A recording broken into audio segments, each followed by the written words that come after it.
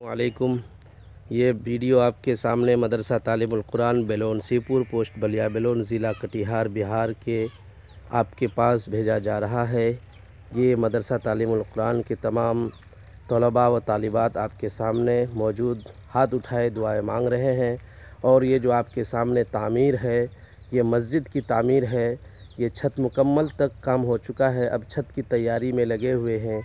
लिहाजा तमाम अहबाब से ज़्यादा ताउन की दरख्वास्त है, जिससे जो हो सके 10, 20, 100, 50 इस मस्जिद को मुकम्मल तक पहुंचाने के लिए ताउन फरमाएं। अस्सलामु अलैकुम।